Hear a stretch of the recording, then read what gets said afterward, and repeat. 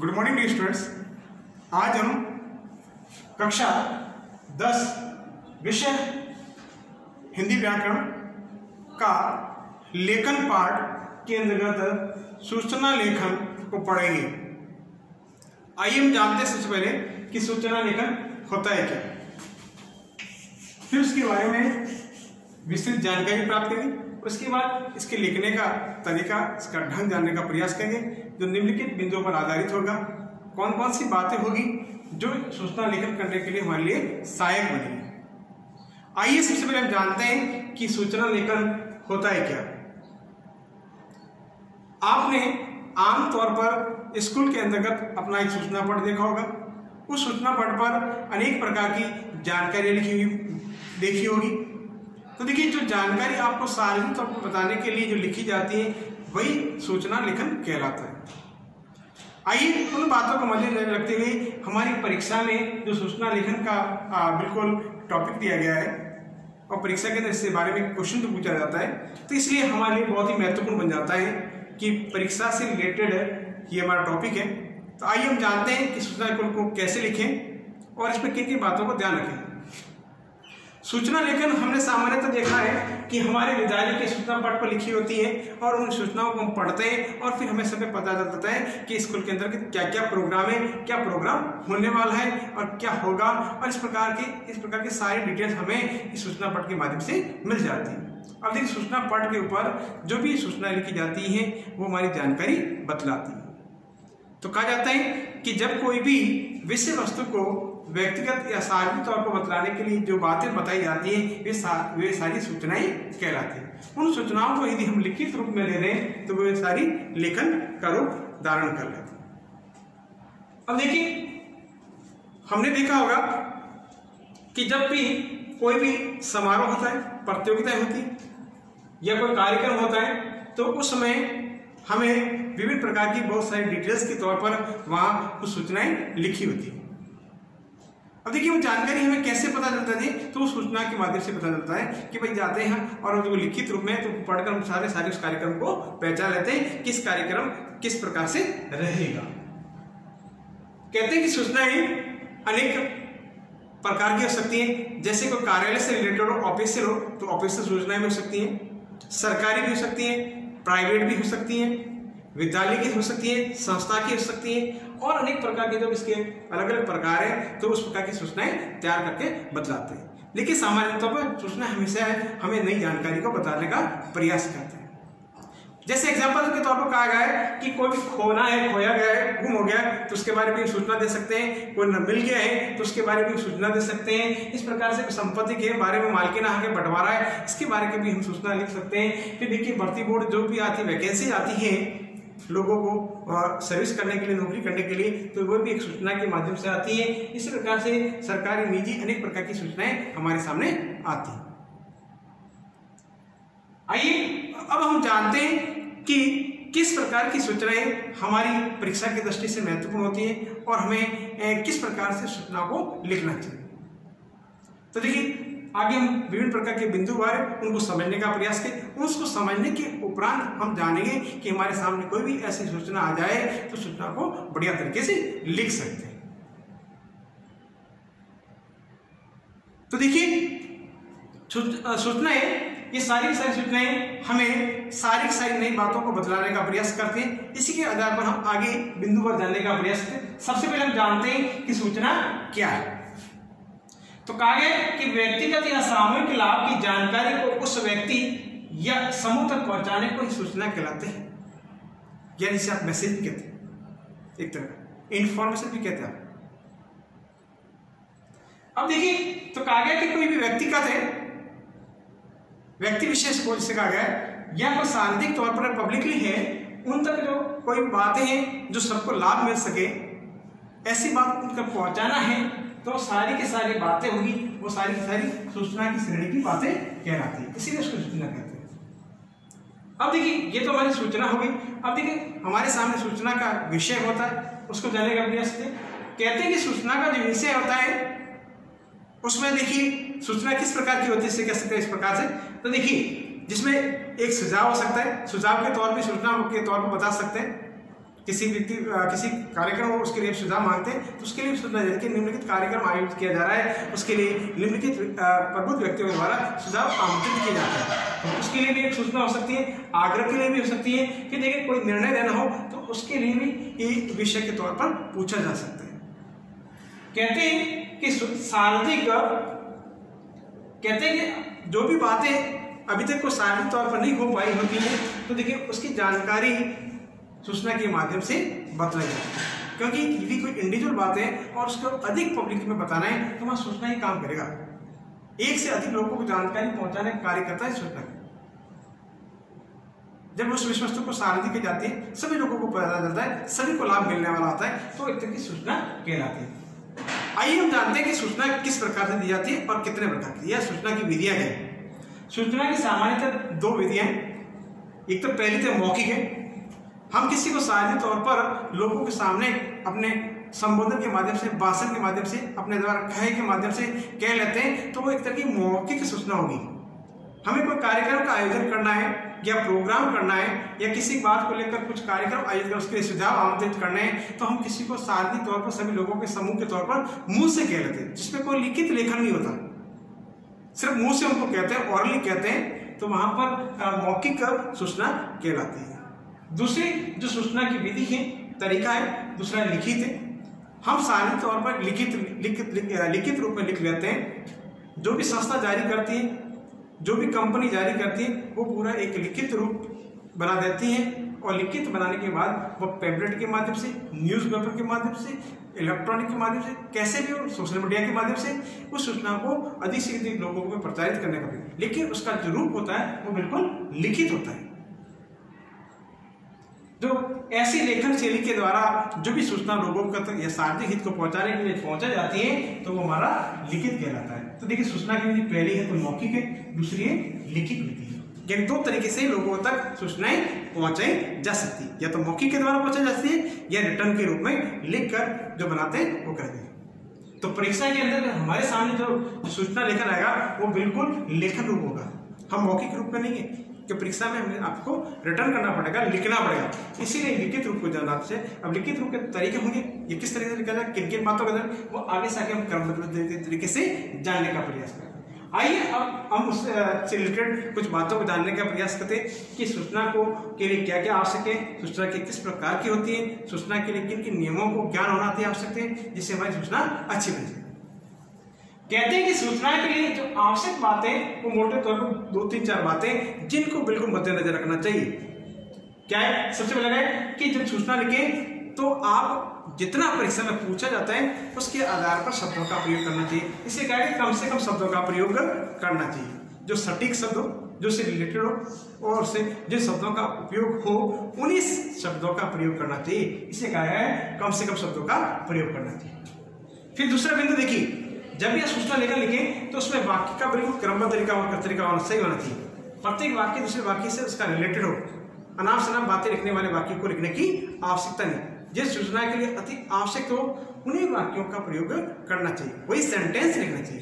तो कहते हैं कि सेंटेंस भी बिल्कुल क्रमबद्ध तरीके से होना चाहिए, उठ पटांग कोई सेंटेंस नहीं होना चाहिए जिससे अगले वाले को समझने में दिक्कत हो। तीसरा बिंदु, भाषा बिल्कुल सरल और प्रभावपूर्ण होनी चाहिए, इफेक्टिव होनी चाहिए। जो भी आप जिस भाषा का प्रयोग करते हैं, लैंग्वेज का प्रयोग करते हैं, जिस शब्दों का प्रयोग करते हैं, वे बिल्कुल इफेक्टिव, प्रभावपूर्ण होना चाहिए और वे शब्द बिल्कुल सरल होना चाहिए, क्योंकि जब भी वो अगला वाला पढ़े उसको जल्दी से उन शब्दों के बारे में पता होना चाहिए और सार्वजनिक जो सूचना है उसको वो बिल्कुल अपने जीवन के अंदर समझ सके। ये थी उसके लिए प्रमुख आवश्यक बातें। फिर कहा गया कि सूचना के प्रकार, यहाँ पर लगभग 5-6 प्रकार बताए गए कि इस प्रकार की सूचना सामान्यतः हमारे जीवन से जुड़ी रहती है और इस प्रकार की सूचना हम आमतौर पर पढ़ते रहते हैं। पहला देखिए, सूचना के तौर पर पहला बताया दाखिले या प्रवेश की सूचना है, या कहीं एडमिशन लेना है, दाखिले से तत्व प्रवेश कराता है या एडमिशन लेना है, तो उस प्रकार के एडमिशन के लिए आपके कई बार देखिए सूचना आ जाती है, स्कूल की एडमिशन की हो या कोई भी भर्ती का हो, नौकरी के लिए हो, या अनेक प्रकार की ऐसी अनेक प्रकार के निकालते हैं, तो उसको हम कहेंगे दाखिले के लिए। हम एजुकेशन से रिलेटेड है तो पढ़ाई से रिलेटेड है, तो पढ़ाई में से किसी स्कूल में एडमिशन लेना है तो उसके लिए स्कूल वैसे एडवर्टाइजमेंट निकालती है, एक विज्ञापन निकालती है, विज्ञापन के अंदर एक सूचना भी निकालती है कि भाई जो भी उसकी जो भी शर्तें हैं या जो भी काम है वो इस प्रकार से लोगों को पहुंचाने का कार्य करना है। तो देखिए इसमें कहा गया दाखिले में प्रवेश की सूचना, दूसरे फॉर्म आदि भरने के लिए सूचना। आपने देखा होगा जब भी हम कोई भी फॉर्म भरते हैं तो उसके उसकी एक इन्फॉर्मेशन सूचना आ जाती है, उस सूचना के तहत उसमें सारा डिटेल दी जाती है, उसको पढ़कर हम वापस उसको फॉर्म जो भी डेट दिया है उसके आधार पर भर सकते हैं। विशेष योजना का लाभ पाने के लिए आपने सरकार द्वारा अनेक प्रकार की योजनाएं चलाई जाती हैं, उन योजना से पूर्व सबसे पहले उनको सूचना दिलाई जाती है, लोगों तक पहुंच बनाने के लिए सार्वजनिक इंफॉर्मेशन किया जाता है, पब्लिकली बताया जाता है, जिससे कि अधिक से अधिक लोगों को लाभ मिल सके। इससे कहा गया है विशेष योजना का लाभ पाने की भी सूचनाएं बनाई जा सकती है। फिर करेंगे आकस्मिक छुट्टी आदि की सूचना। यदि कोई व्यक्ति विशेष किसी छुट्टी पर जा रहा है तो उसके लिए भी वह सूचना या जिन्हें आप एप्लीकेशन कहते हैं इसके तौर पर लिख के देता है, तो मुझे एक सूचना होगी कि मैं जो भी डेट है इस दिनांक को मैं अनुपस्थित रहूंगा या नहीं आ सकता, तो अपने कार्यालय के अधीक्षक है या जो भी उच्च अधिकारी है उस तक पहुंचाने के लिए एक सूचना बनाई जाती है। तो कह सकते हैं आकस्मिक छुट्टी के लिए, तत्काल छुट्टी के लिए भी बनाई जाती है। समारोह या कार्यक्रम है, समारोह करना है, कार्यक्रम प्रोग्राम वगैरह अरेंज करना है तो उसके लिए भी सूचना तैयार की जा सकती है। फिर देखिए किसी नियम के बदले जाने या नए नियम को जारी करने के लिए भी सूचना दी जाती है। कोई भी सरकार या कोई भी संस्था अपना नया अमेंडमेंट लाती है, एक्ट बनाती है, तो उसके लिए सबसे पहले सार्वजनिक तौर पर सारी बातें एक सूचना के माध्यम से लोगों को बतलाई जाती है, चाहे मौखिक हो या लिखित रूप में सारा का सारा बताती है। उसके बाद उसमें कुछ बदलाव करना है तो वो कर सकती है। तो देखिए ये जो सूचना के मुख्य प्रकार थे।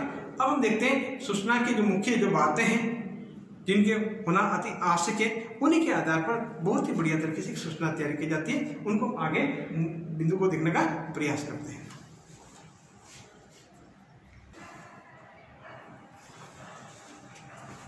आइए अब हम जानते हैं कि सूचना का लेखन है उसका प्रारूप कैसे हो, सूचना कैसे तैयार की जाए, किन किन बिंदुओं को ध्यान रखा जाए और उसके आधार पर बहुत ही बढ़िया तरीके से वर्गीकृत या अवर्गीकृत सूचना लिखी जाए। आइए सूचना का प्रारूप कैसा हो, उसमें कौन सी आवश्यक बातें हैं जिनको दिया गया और कौन से क्रमबद्ध तरीके से कैसे सूचना तैयार की जाए। हम सूचना के लिए अलग से और भी प्रारूप, शॉर्ट वाला प्रारूप आपको व्हाट्सएप के माध्यम से भेजने का प्रयास करेंगे, भेजेंगे और अनेक प्रकार के क्वेश्चन लिखेंगे, उसके आधार पर किस हो तो उसमें भी बताने का प्रयास करेंगे। लेकिन जो बातें हैं उनको अभी आपको ध्यान देना है। सबसे पहली बात है कि सूचना में निम्नलिखित बिंदुओं का होना अति आवश्यक है या निम्नलिखित बातों के आधार पर ही सूचना बहुत बड़ी तरीके से लिखी जाती है। मैंने आपके सामने लगभग 10 बिंदु लिखे, इन्हीं बिंदुओं के आधार पर बहुत ही बढ़िया तरीके से आप सूचना तैयार कर सकते हैं। तो आइए सबसे पहला है कि सूचना जारी करने वाली संस्था का नाम सबसे ऊपर हो, यानी जो भी सूचना जारी कर रही है, सूचना डिक्लेयर कर रही है, लिख रही है, भेज रही है, तो उसका सबसे ऊपर सबसे बड़े टाइटल के तौर पर उस संस्था या जो भी करने वाला है उसका बहुत ही बढ़िया तरीके से ऊपर नाम लिखा होना चाहिए, स्पष्ट नाम होना चाहिए कि कौन सा संस्था है जो ये सूचना जारी कर रहा है। फिर कहा गया है कि लिखित सूचना शब्द है वो लिखित रूप में बीच में होना चाहिए, सेंटर में होना चाहिए, यानी सबसे ऊपर जो हम बन रहे हैं इस प्रकार से आप एक सूचना एक पेज है, सबसे पहले आप टाइटल के तौर पर उसका नाम दिया कि बीच के अंदर का एक सूचना शब्द का प्रयोग कर सकते हैं। ये शब्द का प्रयोग करना अति आवश्यक है।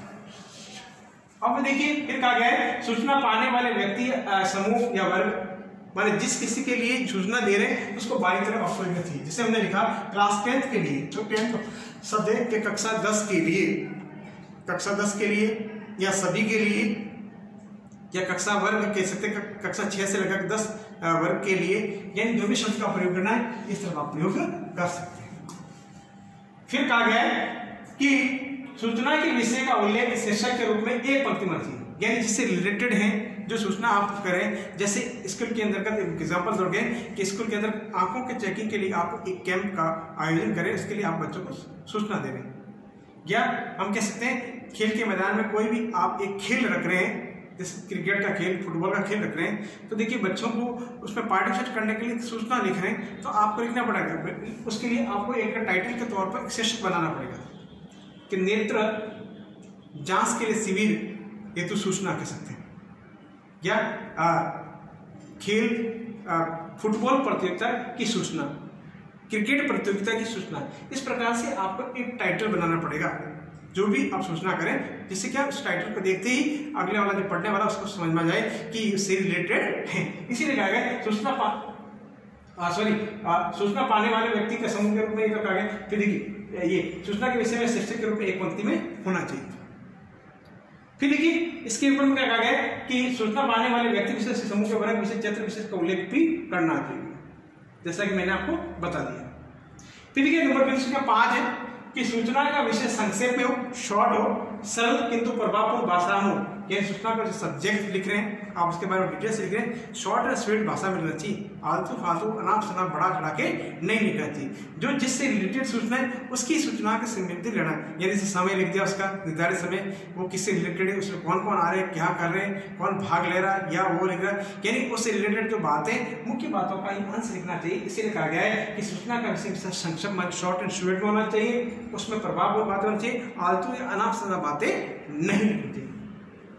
फिर कहा गया है कि सूचना की समय अवधि मतलब टाइमिंग लेना चाहिए, कौन सी तारीख को कितने समय को वो भी बताना पड़ेगा। तारीख दिनांकित होना होगा, बिना दिनांकित वो सूचना किसी को पर्याप्त नहीं मानी जाती। दिनांकित होगी, तारीख होगी, समय होगा, तभी जाके जो व्यक्ति विशेष उसमें भाग लेना चाहता है वो आ सकता है। इसलिए कहा गया है सूचना की समय अवधि, तारीख तथा समय सहित उल्लेख करना चाहिए। यह सही बातें उसमें बतानी चाहिए। फिर कहा गया बिंदु संख्या 5 में कार्यक्रम संबंधी सूचना को कार्यक्रम की संभावित अवधि का भी उल्लेख किया जाना चाहिए। जब कार्यक्रम किया जा रहा है तो उसकी जितनी भी डिटेल्स है वो बिल्कुल स्पष्ट तरीके से लिखनी चाहिए। यदि डिटेल स्पष्ट नहीं है, साफ सुथरी बताई गई तो उसमें असमंजस्य बना रहता है। इसी के कारण जो जिसे लाभ मिलना चाहिए उसको लाभ नहीं मिल पाता। इसलिए कहा गया कार्यक्रम संबंधी सूचनाएं या कार्यक्रम संभावित तारीखें बिल्कुल स्पष्ट होनी चाहिए। फिर देखिए बिंदु संख्या 8 कि सूचना जारी करने वाले अधिकारी का नाम, पद, माने कौन से पद पर विराजमान है वो भी लिखना चाहिए कि कौन से लेवल का अधिकारी है जो सूचना को कर सकता है। फिर देखिए जो भी सूचना जारी करता है उसका स्पष्ट रूप से उसके हस्ताक्षर होना चाहिए, उसका पद की मोहर भी होना चाहिए, सीलबंद होना चाहिए। इस प्रकार के भी होना अनिवार्य है।